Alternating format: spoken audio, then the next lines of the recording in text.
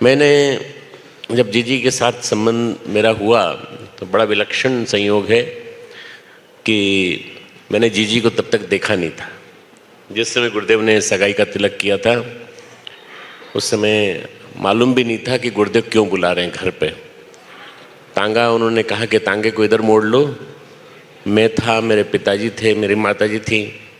उसके पहले बहुत दिनों से अभियान चल रहे थे पंडित लीलापत जी द्वारा, निर्मल भाभी के द्वारा मुझे राजी करने के लिए, जीजी के लिए। पर मैंने जीजी को देखा नहीं था तब तक, सच में नहीं देखा था। आपके सामने झूठ नहीं बोलूँगा मैं। परम पूज्य गुरुदेव ने पूछा तिलक करके और सिक्का देख के, एक चांदी का सिक्का दिया। उन्होंने कहा तुम तो राजी हो ना? मैंने कहा अब तो राजी हूँ। पर तुमने देखा है कि नहीं उसको? मैंने कहा नहीं, मैंने नहीं देखा गुरुदेव, मैंने अभी तक नहीं देखा।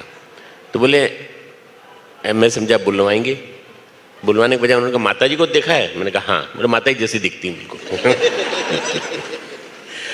उसके बाद चुपचाप मिठाई खिलाई और बिठा दिया, उतार दिया कि जाओ तुम्हारी ट्रेन का टाइम हो गया, जाओ। ये मेरी सगाई का दिन था। नवंबर 1970, इसलिए कि 70 में सगाई हुई और 71 में शादी हुई। शादी 3 जून 1971 की हुई।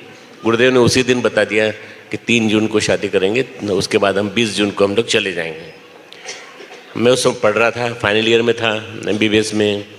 मुझे बड़ा आश्चर्य होता था कि मैं कैसे निभाऊंगा, क्या करूंगा।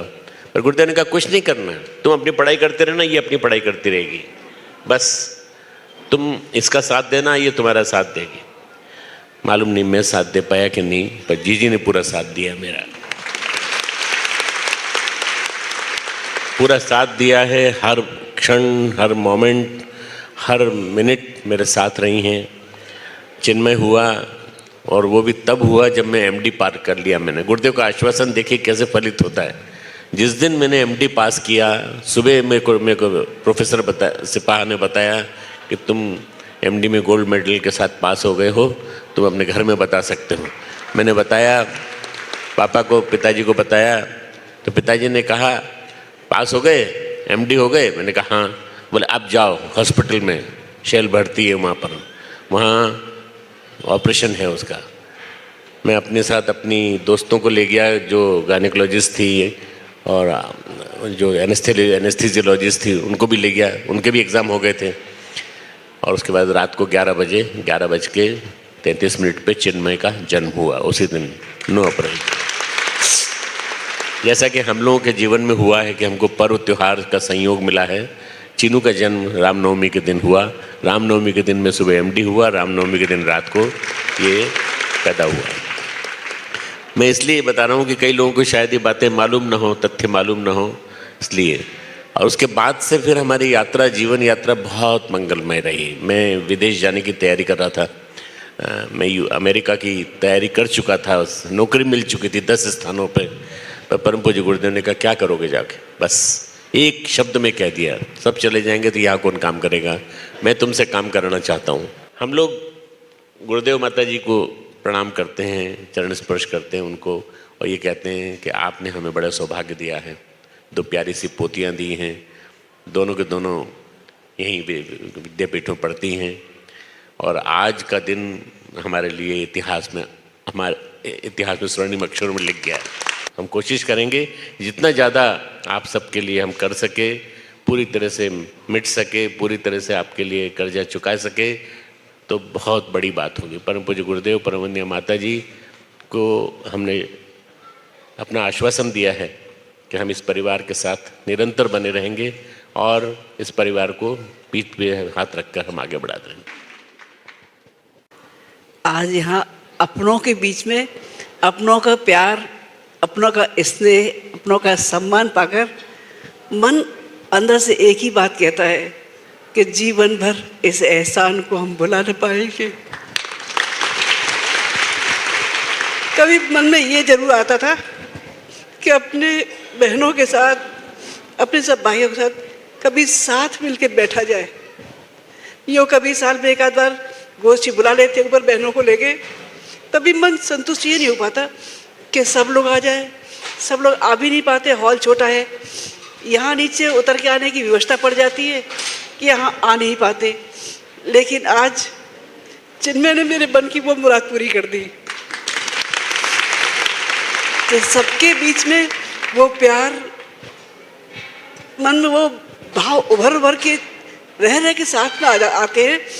जब क्या बड़े क्या छोटे, वो छोटे छोटे बालक जब किलकारी मार के जब बुलाती भागे चले आते हैं और दौड़ते चले आते हैं, लगता है कि मेरी ज़िंदगी की सारी थकान, सारी परेशानियां उनकी हंसी सुन के गायब हो जाती है। अपनी बहनों को जब खिलखिलाते देखती हूँ, काम करते देखती हूँ, तो मन लगता है कि शांति कुंज के भी प्रगति के द्वार, ये गुरुदेव माता जी की प्रेरणा, ये उनके अरमान हमेशा पूरे होते रहे। जब हम यहाँ आने को थे, गुरुदेव ने कहा बेटा तुम लोग यहाँ आ जाओ। डॉक्टर साहब ने तुरंत हाँ कर दी। मुझे 1 सेकंड लगा हाँ कहने में। बोले क्यों, क्या सोच रहे हो? मैं गुरुदेव और तो कोई बात नहीं, मन में एक ही बात आती है कि कहीं लोग ये ना सोचें कि गुरुदेव ने अपनी बच्ची को बुला लिया। गुरुदेव ने तुरंत कहा क्या लोगों के कहने पर अपने लोगों को अच्छे काम के लिए कदम आगे नहीं बढ़ाने चाहिए, या त्याग और बलिदान की परंपरा केवल बाहर के लोगों तक सीमित रहनी चाहिए? अपने लोगों को केवल सुविधाजनक जिंदगी जीनी चाहिए? क्या हमारे रास्ते कोई हमारे अपने कदम नहीं बढ़ाएंगे? उस दिन तुरंत ही निर्णय किया, नहीं गुरुदेव अब चाहे लोग कुछ भी कहें, लेकिन हमको ये रास्ता छोड़ना नहीं है। उसी दिन निर्णय किया। डॉक्टर साहब के पहल पर मुझे ये भी संकोच था कि अगर मैं अपनी तरफ से कहती हूँ तो पता नहीं डॉक्टर साहब की क्या प्रतिक्रिया होगी। शादी को कुछ ही दिन हुए थे, लेकिन डॉक्टर साहब के पहल पर इतना बड़ा कदम उठा के आगे चलना और पीछे मुड़ के न देखना, डॉक्टर साहब ने बहुत हिम्मत के साथ बहुत सारे निर्णय किए। हो सकता है गलतियाँ हमसे भी हुई हों, लेकिन डॉक्टर साहब ने हर पल हिम्मत बढ़ाई। बहुत बड़े बड़े कठिन निर्णय भी लेने पड़े, लेकिन डॉक्टर साहब बोले नहीं तुम निर्णय लो, कड़े से कड़े निर्णय में हम तुम्हारे साथ हैं। पर आज लगा कि डॉक्टर साहब ही नहीं, पूरा शांति कुंज हमारे साथ था। जिस समय निर्णय लिए, हमारे भाइयों बहन ऐसे ही आगे बढ़ते रहें, ऐसे ही हिम्मत देते रहें, हमारे कदम और मजबूती से आगे चलते चले जाएंगे।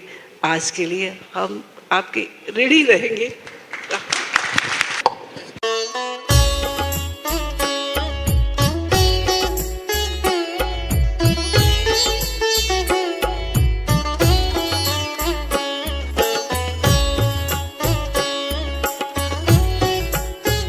बाटी और चूरमा बहुत बढ़िया बने भाई, तुम लोग भी सब खाना।